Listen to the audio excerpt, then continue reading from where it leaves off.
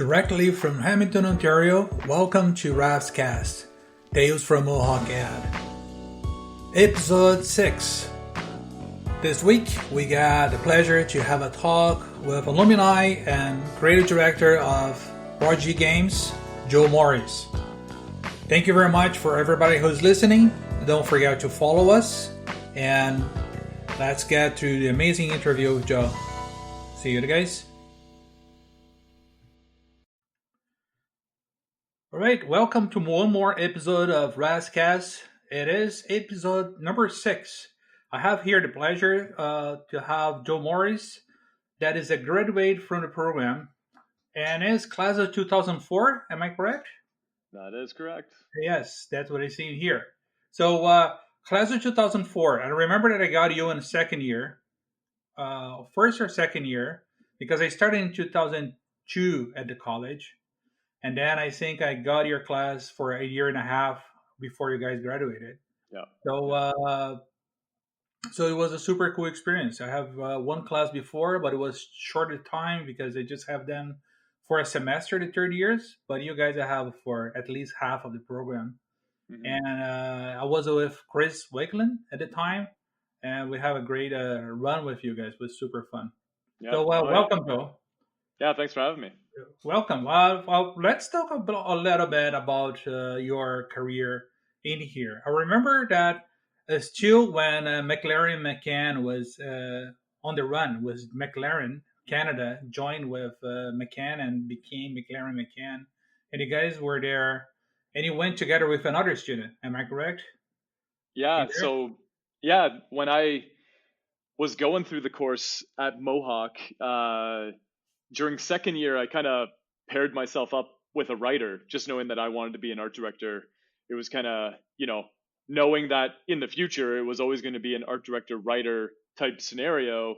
This guy, him and I were buddies, and it just sort of worked out that we started doing all our projects together because knowing I was going to be assessed on the art direction stuff, he was going to be assessed on the writing stuff, but, our ideas were always going to be better together.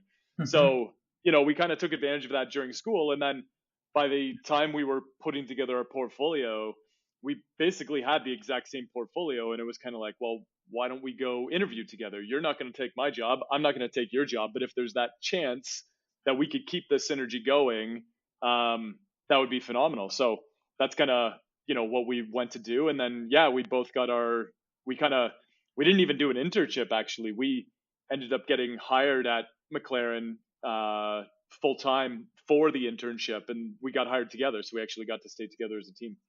Oh my god, that's perfect. That was a perfect combination.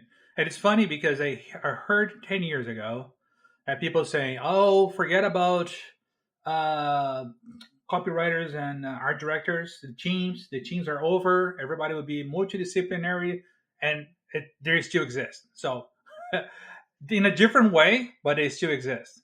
And absolutely. I would totally disagree with that becoming a thing. There's definitely multifaceted people more and more.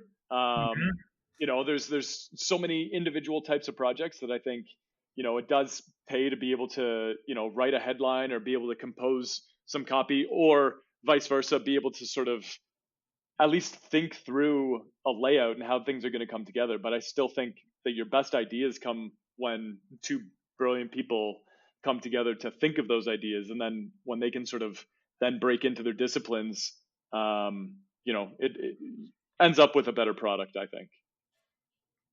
Come back to the first time you saw a work that you guys did run, and that feeling that you have, oh my God, it's on air or it's published or something like that. How was it? Yeah, that's a good question.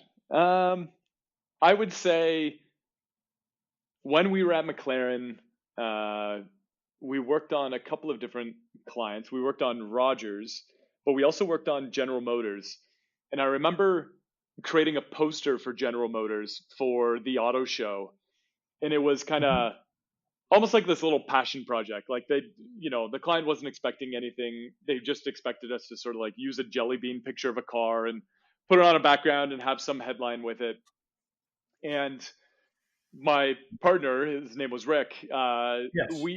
him and I kind of just like, I don't know, saw an opportunity to do something kind of cool. And so we ended up like going out and taking a photo and like doing all this sort of photoshoppery to it. And anyways, we ended up creating like pretty cool poster. And then, yeah, going that year to the auto show, just seeing the poster up in the GM booth. And it was just kind of like, whoa, like, that was kind of a cool moment.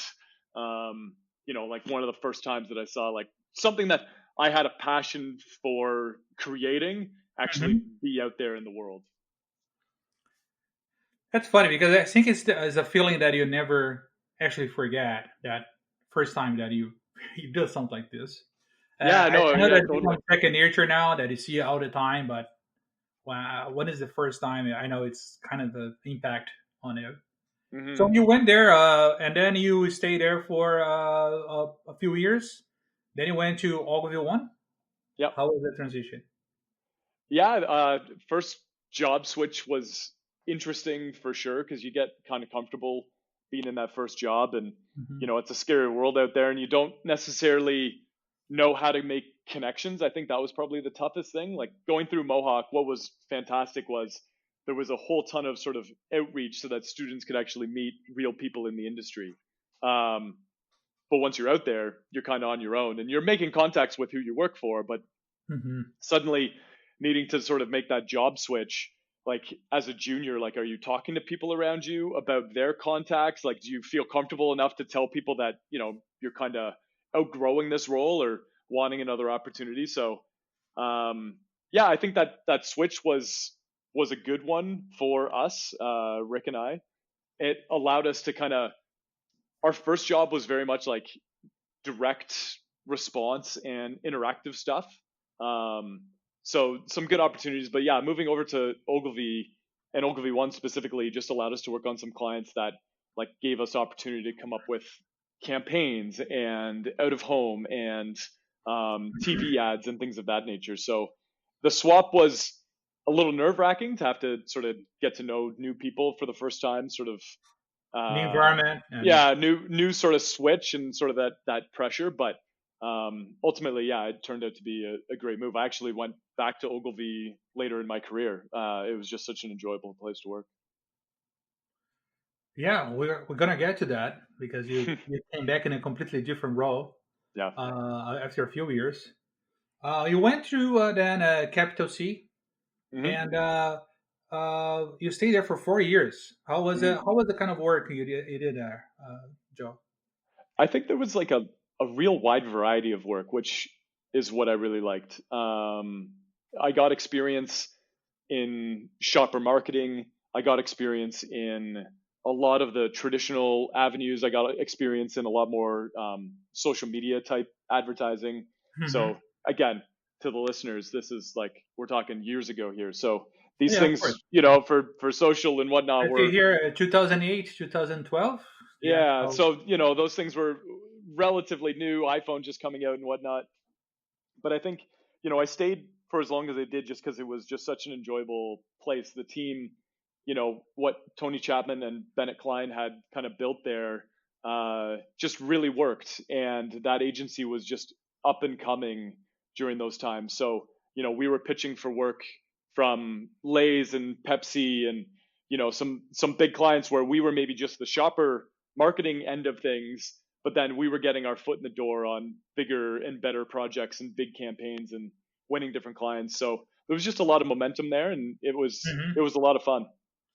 Do you think there's an expectation when the agency hire you, and it's kind of a uh, something that you have to deliver on first campaign that you do when you get into a new place? That kind of responsibility of getting to know people and deliver the projects and get results, that kind of stuff.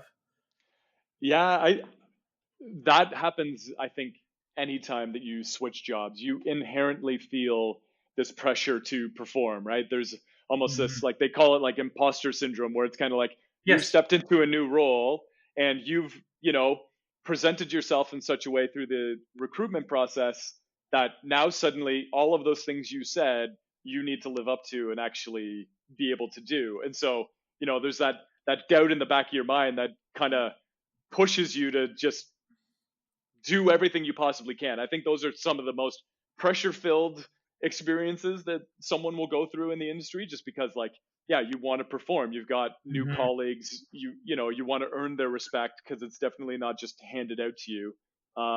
But I think also you buckle down and you do some of the best work that you can do.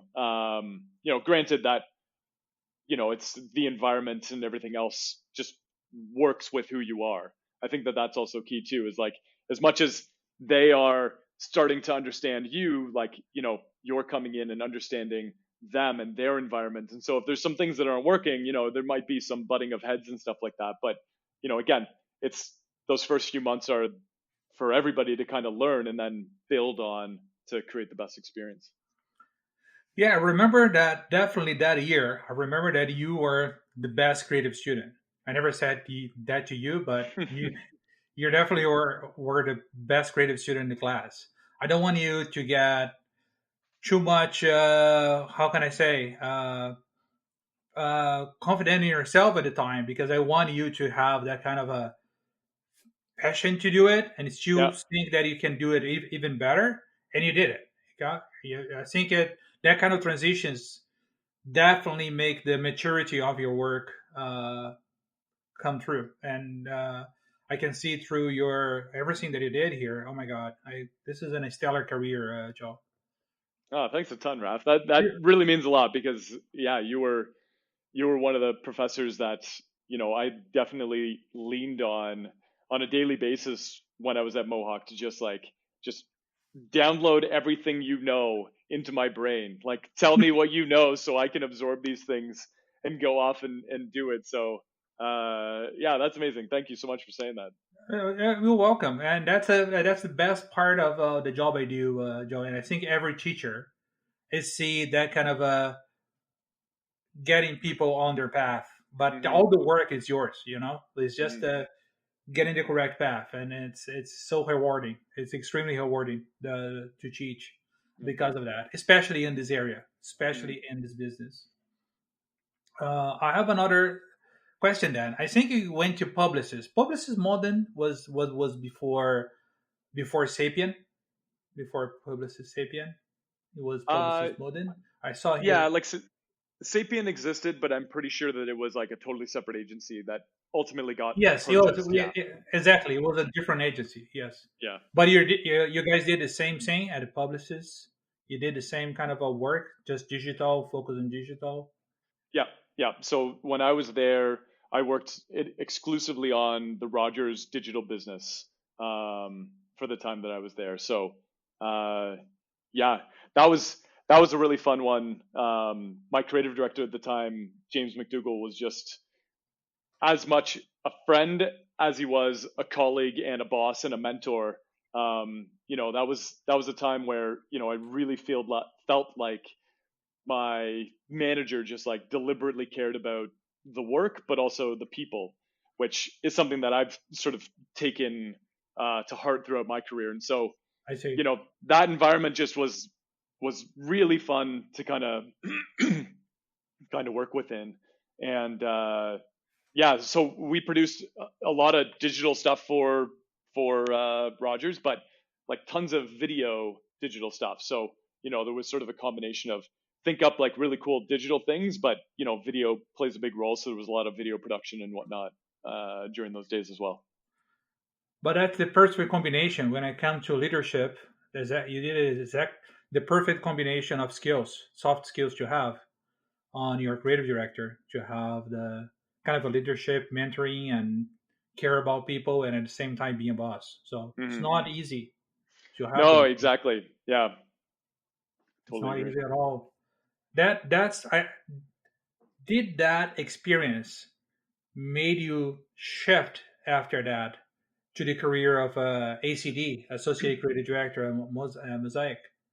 Mosaic, Um, I would say, or it was just a transition yeah, I was work. at that stage in my career to kind of move into a bit of a different role, Okay, and to take a little bit more leadership. But I think, there was definitely inspiration from my manager at the time, just, what he was able to kind of squeeze out of the team that we had, through actually caring. But then, he was also like, he was hard on the work. Like when the work wasn't good enough, like, he wasn't scared to tell us and have us put in that extra time. But there was such mutual respect there that, if he didn't think that the work was good enough, then, well, yeah, the work wasn't good enough. We better pull up our socks and, try again. So, yeah, but yeah, going to Mosaic was definitely sort of the next stage in my career. I felt I wasn't at Mosaic for very long. I was only there for a few months. It wasn't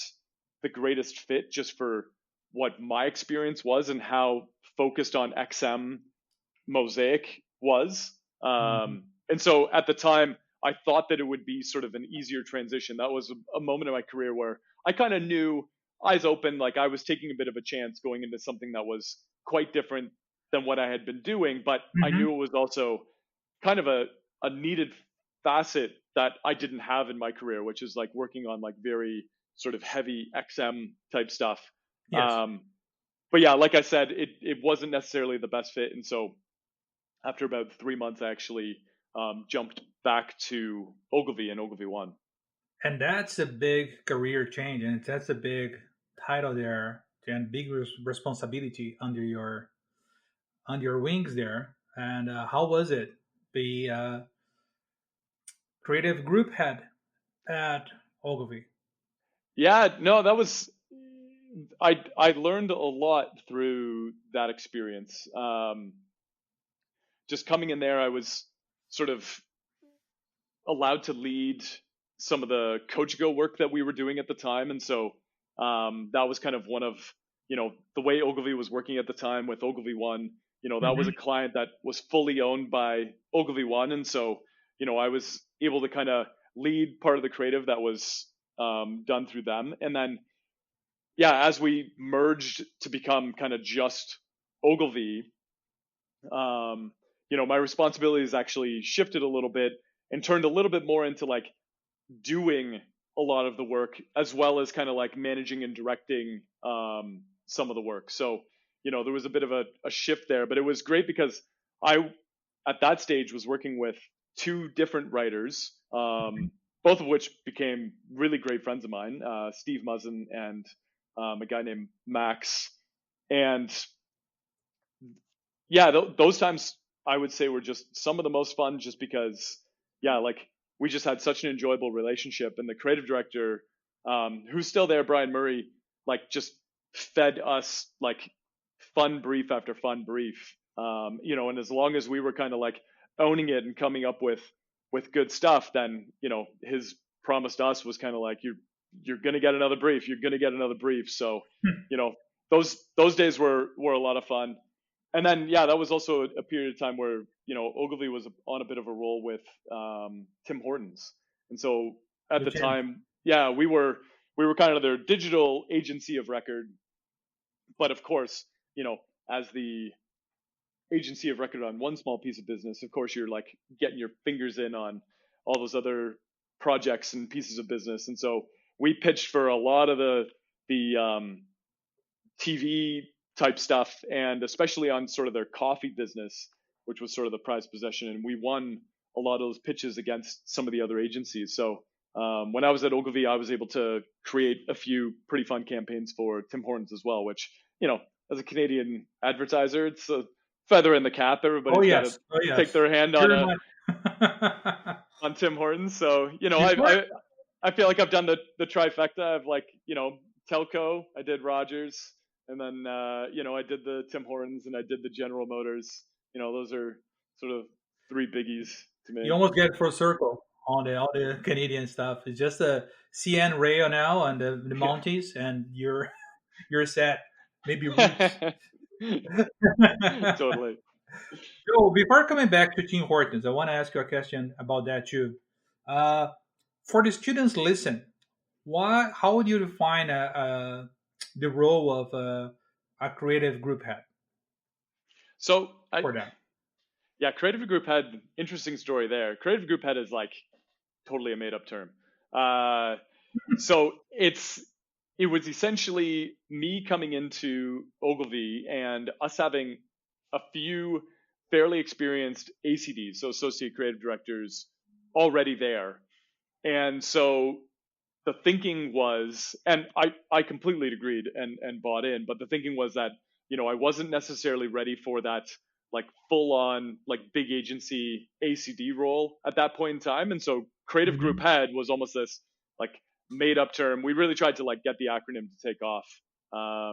But it never did. But creative group head was kind of like just under an ACD. So like very Okay. much like the entry level management role. But the funny thing is that that role and the fact that it says group in it gets a lot of people to think that it's a group creative director. That's exactly what I ask you, so people understand exactly what it is. So, Yeah, and so the funny thing was like, so here I am in my, first management role, and it was great, and I was enjoying every bit of it. But I was getting messages so often on LinkedIn with different companies or people like pitching me these big services, and like I had no say on any of those things. Like, hey, we've got this amazing project management software, like your company could really use it. And I'm like the lowest, smallest cog in this massive wheel of things. Like, but I knew it was because it said group in my title that suddenly and everybody, head and yeah. yeah, Okay. everybody felt like my importance was much more inflated than it was. So So, you forward a lot of emails and calls. oh yeah, oh yeah. So, come back to me to one pitch idea that you guys won, or a campaign that you guys won that you're really proud of for Champs. For Tim's, probably the one I'm most proud of. There's a couple good ones, but I really like the Tim's Latte launch. Just because it was just a really simple idea, and at the end of the day, it was a successful campaign and it's sort of a successful launch for them. So that was probably, and just the experience of it all was a lot of fun. Can you explain to the young listeners, who the kids on first year, how was that campaign? Who Yeah, so they it never. was, I forget what year it was, but I want to say it was probably 2017. Like it wasn't that long ago. Okay. But so Tim's was launching a latte, but like this time, for the first time, like launching a proper one. Like they were about to install $10,000 latte machines in all of their stores. Like they were actually taking this seriously. Whereas previously, a latte from Tim Hortons was, a mixture of like powder and milk, and it showed up in a cup. I And remember that change. I remember that change. yeah, and so these were like proper lattes, and they wanted to actually launch this. Um, and so obviously the big thing with Tim Hortons and their previous experience with lattes is like people just like we got to prove to people that these are like real legit lattes. Like go to a latte shop or a Starbucks or whatever and get something, or come to Tim's and like you're gonna get something just as good. And like, are people even going to believe us and try it? Hmm. So that was kind of like the key insight that sort of sat with us. And, ultimately the idea that we came up with was to like launch this like fake latte shop in like Queen West in Toronto. So, pick an area where it's kind of like, all right, you're probably going to have, the most highly discerning, I'll say, latte drinkers in the country. Okay. And, let's open up a fairly unbranded latte shop, but of course not say anything about the fact that it was Tim's. Set them up with social media, have a storefront, have employees, have branding, and legit have this thing run for a few weeks and have people drinking what they aren't realizing is Tim's new latte. Hmm. And of course, hidden cameras all over the place. Interview a few people on what they actually think about this new latte shop, as if it's like this local documentary or something along those lines. And then, of course, one day we reveal that it's Tim Hortons, and that now suddenly when you're handed this latte, it comes in a Tim Hortons cup. And so people who had been coming there for 3 weeks, a month, whatever it was, I see. are suddenly like surprised with the fact that it was Tim Hortons latte. So that was a ton of fun. We hung out in the basement of this place on like film days, and you know we're like totally dead silent while we had other people kind of, coming in and yeah, coming in and buying lattes and stuff. But the cool thing too was, you know, it was essentially a latte shop that myself and, a few others from the agency were essentially in charge of. So for the month Mhm. that it was open, before it became the, Tim's, it was like I could walk into this latte shop and like, the baristas knew who I was, and it was kind of like, hey, can I have a latte? Cool. Like I was just a customer seemingly in my own latte shop, which was a lot of fun. So yeah, there was like an experiential bit to that. There was a TV commercial bit to that, and then of course like a whole expanded kind of campaign to launch it all. So I imagine you getting this idea on your mind with your team, and then actually run it and see the results. It's like the perfect storyboard in your mind of the creative actually working. yeah, yeah, no, that's a great way to put it, because it was one of these sort of last minute ideas. We were pitching ideas to our creative director at the time, and we hadn't had a ton of time to really think some of this stuff through. And then it was just kind of a moment within this presentation where, I was kind of like, well, what if we just like pitched, like, what if we just opened up a fake latte shop and nobody knew it was Tim's? And like, granted, I fully understand that like this overall concept has been done before, where it's like sort of this bait and switch and whatnot. But just in this instance, it just seemed to like fit so perfectly with the fact that like, we were in I agree. Toronto where everybody was like so on lattes and these specialty drinks and whatnot. And Hmm. so, it just felt like, okay, if we do this and people actually buy into it, and then we say it's Tim's, the rest, everybody else will not be able to deny the fact that this must be a high quality latte. It's no longer, one of those crappy ones. And so, yeah, it sort of felt like the perfect storm. And then, yeah, when it came together, it was kind of like, yeah, this was the idea, and it came to life. It was pretty cool. Cool. That was an amazing story. I would love to have that kind of experience once again, to have that campaign launch and pitch the idea and have everything launch and see that it was better than expected, the results. So Hmm. that's it. That's cool. I I think I will get a link to the students before they see this episode, and I will post the link there so they can actually see the actual commercial for it. Nice. Yeah, yeah. Cool. So you went there after you went to then to really get to the ACD belt at the Isobar, Yep. and then we went to Cali and everybody else there. How was then? You have to be the ACD guy that runs things. How was that change then?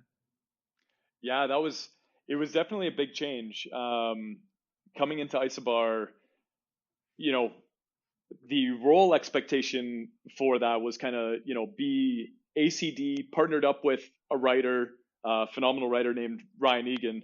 And, together we were ACDs over the GM business that Isobar had. Hmm. And so, it was kind of the retail business, which was great. We were able to do a lot of really cool work, but a month into starting in that role, and we were actually pitching for the Cadillac business, like the agency of record, like full on Cadillac Canada business. And so suddenly this role of ACD on GM retail, turned into Ryan and I and a few others like pitching for this, huge chunk of like the most premium part of the GM business, and Wow. we won it, and it was phenomenal. But suddenly now we were ACDs of not just the retail business, but also Cadillac Canada and everything that, their advertising was going to do. So, it was definitely a ton of learning. It was an experience that like I actually like absolutely love. Like it was a lot of hours and a lot of work, but like just so much growth for everybody involved during those days, just because, yeah, like suddenly we were taking this client, and, of course you win this new client, and there's like, it's like that new job, right? There's this pressure to perform and just show them what you got. And, we pulled out all the stops, and yeah, that was a really great experience. That's great. You did turn all around. You're just talking about your first client, and now you got kind of this same client in a different position and a different agency. So Yeah, that's no, totally. Yeah, exactly. So yeah, like we had to build up the team like quite a bit and quite quickly. So there was a lot of kind of hiring, and then of course then like the management stuff and the leadership stuff comes into play a lot more because the team that you're working with suddenly doubles, triples in size, and it's mhm. just you've a huge thing is just culture, right? Like you want it to be, of course, a hardworking, nose down type culture, no egos or anything like that. But at the same Mhm. time, with all of that hard work needs to come like appreciation and like everybody sort of enjoying their time and being able to be, if not friends, at least just like, really get along and trust each other and stuff like that. So I would say that, a ton of my learning and growth through Isobar was just sort of through like that team building stuff because we just went through it so quickly. And Ryan and I just had to kind of step up and be able to um, lead this bigger team than we were sort of expecting. And so, really cool experience. And that's how I met Kelly. Yes, because he Yeah, was there as a okay. yeah, yeah. How so coming back to another before going to your next step that your actual career right now. Well, tell me, come back to another campaign that you did that you feel that you really like it. I know that you did several work, tons of different work, but come back to me to another one or any client Um, that you really like it. so I was sort of a smaller piece of the puzzle in this one. So I definitely cannot take a good deal of the credit, but it was a lot of fun to be a part of. Um, Actually, there's probably two that I would mention just Go ahead. from an experience point of view. So both happening at Isobar. One of them being just launching a service called Cadillac Live. So it's something that Cadillac has right now, and it's essentially just this live showroom where you can go online and then you're hopefully immediately, if not very shortly, connected with like a live person who's actually in, it's a place somewhere in Toronto, but like it's a Mhm. physical space that's got all of the vehicles in there. And this person then can like take you on a tour of whichever vehicle you want, answer your questions like completely directly because you're talking to them like through the headset. Mhm. You can see everything that they're showing you and whatnot. So instead of going to, it's almost like leaving the dealership experience to be like that last and final step. Like you've done all your research and you've actually come as close as you can to experiencing the vehicle without even leaving your home because everybody's busy and nobody's got that time.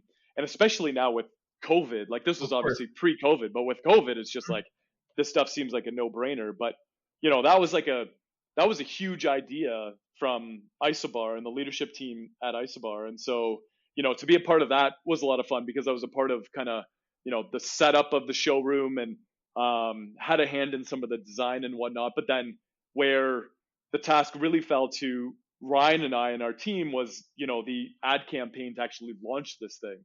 And so, Mhm. we shot some commercials in there, just, you know, making it seem like people were sort of doing their day-to-day life and then boop, like suddenly they were just like in the showroom, right? And it was sort of this analogy that like while you're at home you're also like just as close to a vehicle, like the vehicle of your dreams kind of thing. So yeah, so we shot like a few commercials in there, and anyways, I just sort of see that platform kind of in the news because Cadillac was like one of the first to like really do this. Other Implement that companies, kind of stuff. yeah.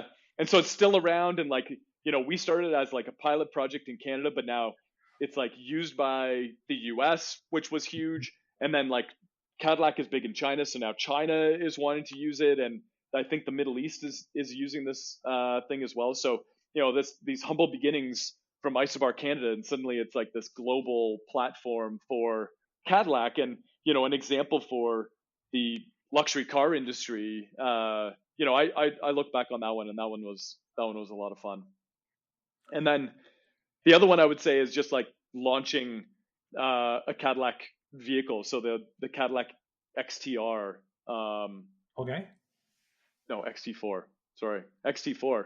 Uh, we were sort of, that was like our first big project after we won Cadillac, and it was kind of like their small luxury SUV sort of entering into the market. They were behind the times in terms of getting on the SUV bandwagon, so this needed to be kind of a big deal. And so the US handled like a whole ton of the like big TV type stuff because it would still be relevant here. Mm-hmm. But we did a really cool sort of traveling experiential show. And so our creative director sort of spearheaded this, Steve DiLorenzo, but he um, always loved and always pushed like, kind of like connecting like people with technology. Like, so like connect your emotions with technology and have something like amazing happen that, it's physically happening right there in front of you. And it just feels like Mm-hmm. magic.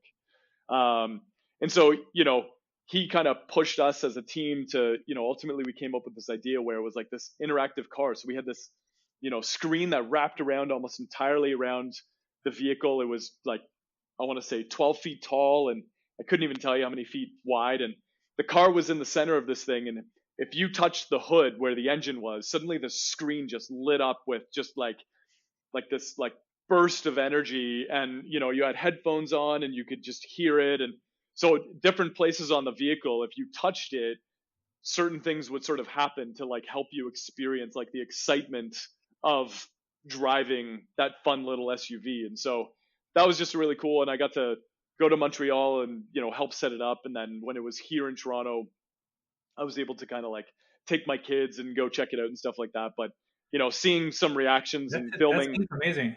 yeah, it was a lot of fun. Really, really, really amazing. So, you're able to get into the car and do a virtual drive too, or seeing touching the different parts and something comes up. Yeah, it didn't go as far as like taking a virtual drive, but it was kind of like if you touched the steering wheel, suddenly it felt like you were like in this like light tunnel, like like warp Oh, speed, that's because super all cool. you could see was the screen in front of you. And if you hit the gas, like something would happen, and if you touched the logo on the steering wheel, like a graphic of the vehicle would sort of like circle you. So It's better than a virtual. yeah, it It's was it better was than a lot of fun. It was a lot of fun to put that one together. So yeah. Joe.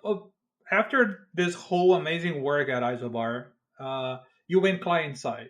So tell me that saying that you're working right now at Project Game, especially with gamification and gaming, that it's an amazing area that a lot of students have interest to. So let me know how it was.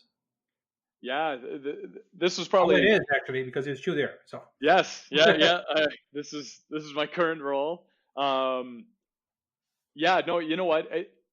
After it's not like I worked so many years in the agency world, but just after the number of years that I did work in the agency world, and you know, working on different clients, like what something that I was sort of really truly looking for was something that I would actually connect to. mhm.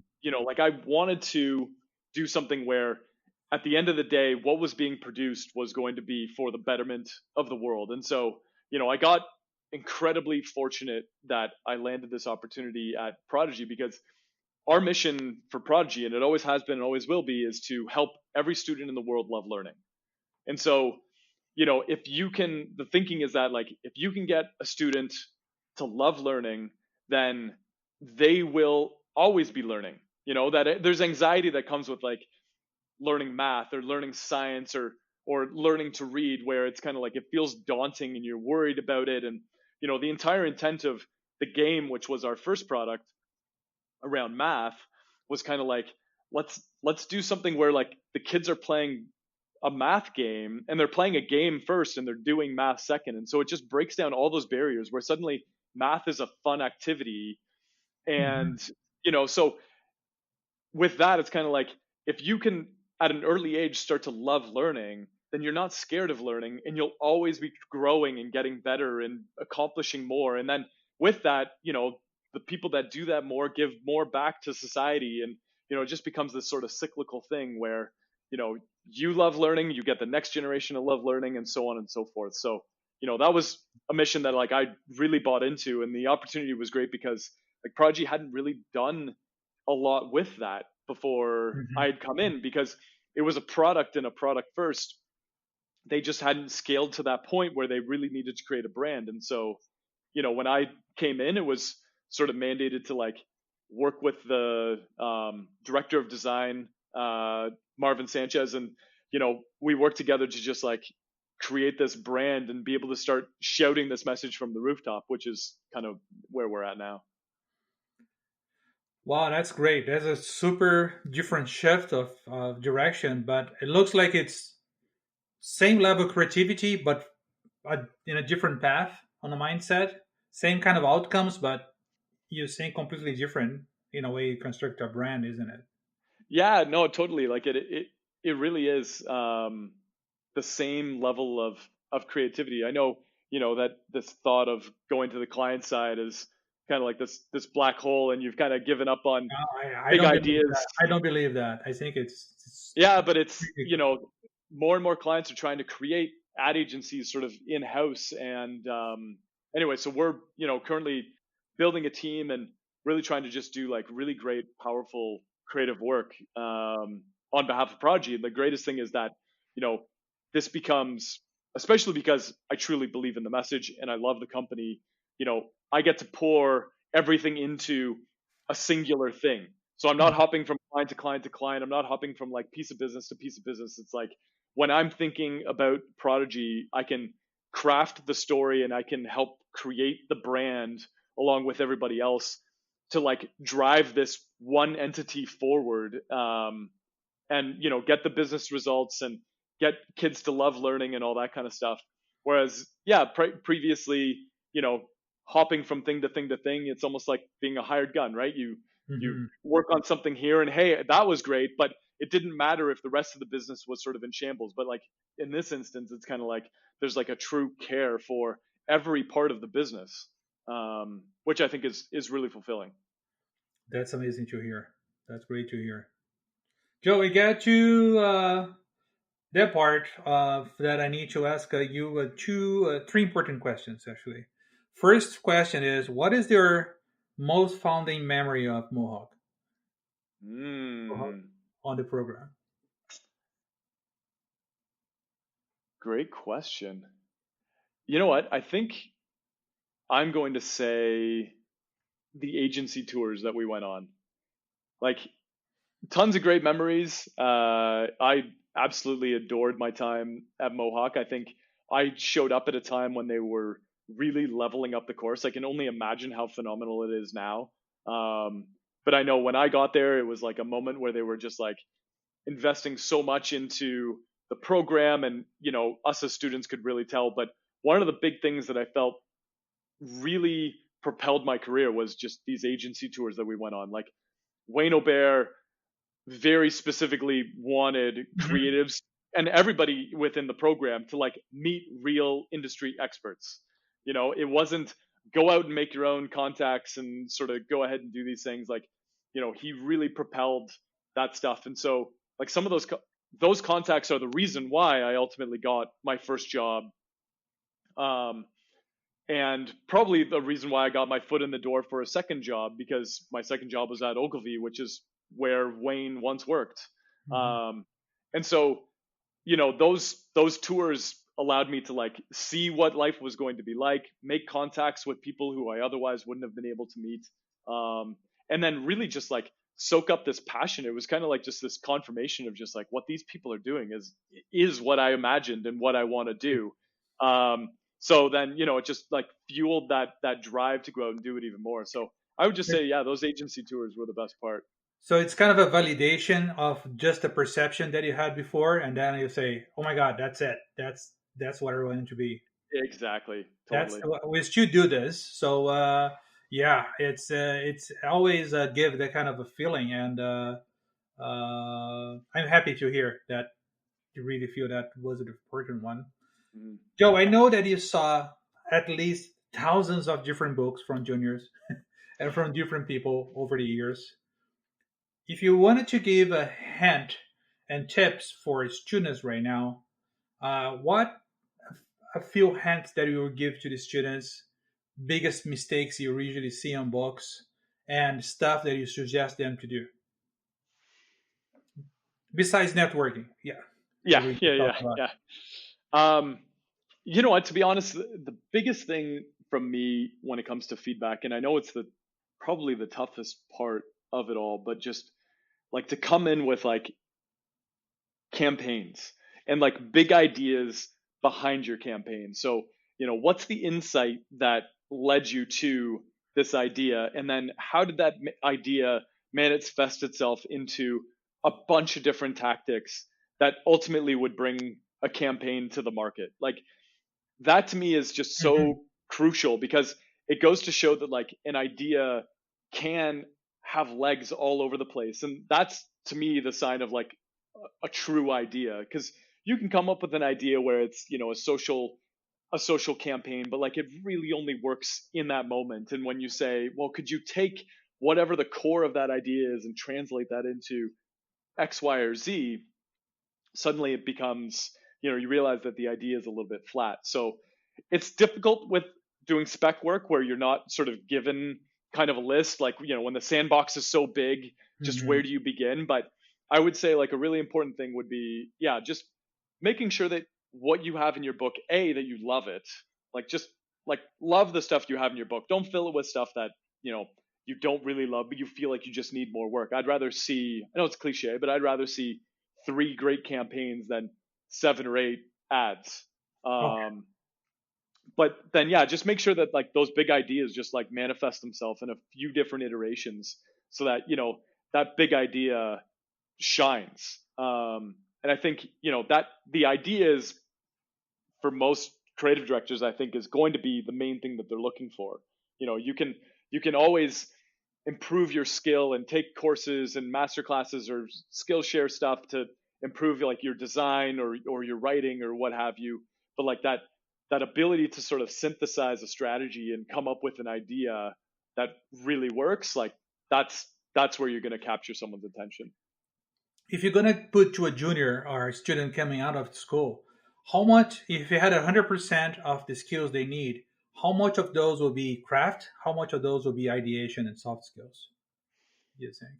Hmm. Honestly, I'd say that the ideation part is like 65, 70% of it. That's not to say that you can't be or shouldn't be a good designer, but just there's not a ton of expectation when it comes to just like being fluent in design when you're so early in your career. But if you can again wow someone with an idea, like that cleverness goes a long way. That's perfect. That's a great answer. Uh, so we come to our last question of the session, Joe. What do you think the world will become on the industry, especially with the pandemic, and so much diversity issues come up to the rim right now, like a woman equality and Black Lives Matter and all those things coming together. So, what kind of perception, which direction do you think the industry will go? Mm, that is a big question, Raf. In a simplistic way, let's say that. Yeah, I'm hopeful for the industry because I think I want to imagine that the generation coming in, like so one of the knocks against advertising is that it's a young person's industry. Um, but I think that also means that one of the pros that it is that like a young person's industry should be progressive. I And agree. so, I hope that the young people coming in, and even by sort of general standards, like the young people who are in leadership positions, um in their 30s or early 40s, like Mhm. just have that empathy for others. It's so important to step outside of your own shoes and just understand, or try your best to understand, the struggles of others. Like that diversity is so key to, when we're like this idea based industry, and the best ideas come through diversity, come through different life experiences and things that people go through that ultimately create, the insights that they draw upon and how they come up with ideas. Like, no industry is probably more reliant on that than the ad industry. And so, to understand that diversity is just hugely important, it should be a no-brainer for the future of the industry to just make those things a top priority. Like, put minorities, put marginalized people in leadership positions, and start enforcing that these things happen, so that as soon as you start seeing the fruits of those results, like, it will be just this eye opener of just like, how in the world has it gone on this long? So I've got that hope. I feel like people have been awakened, especially in this past year, with all of the things that have gone on. I might be coloring things with rose-colored glasses. It is literally the day after the election, and I want to think positively about the future. Oh my God! Yeah, we don't know the results yet. No, we do not at the time of this recording. But yes, I want to think that what the ad industry can do, and the importance of diversity towards ideas and insights and everything else. It should happen for this industry before any other. Thank you so much, Joe. That's a very thoughtful answer. It's not an easy question to answer too. I even apologize for the complex question, but it's good to hear your insight on it, because Not a problem. you're being part of the industry, and I think given that kind of information to the young people, young kids starting in the industry, it's very important. Yeah, So and that's where it starts. yeah, that's where it starts. Joe, what I want to ask you to once all this is over, we need to do a kind of a tour in the college again to show how things are right now at the college, and get you through how the program is right now, because it's been a while. Yeah, And I would love that. yes, well, thank you very much for this session here. We have Joe Morris, and Joe, can people contact you if they need an insight or review their book? Oh, absolutely, absolutely. Raf, share whatever information, contact stuff that you need, I would and definitely I'd put be happy to help. your link then to them to contact you. Perfect. Joe, thank you very much. And this is Ravcast episode 6. Please follow us on Spotify. And see you next time, guys. Thank you. Awesome. Thanks, Raf. You're welcome.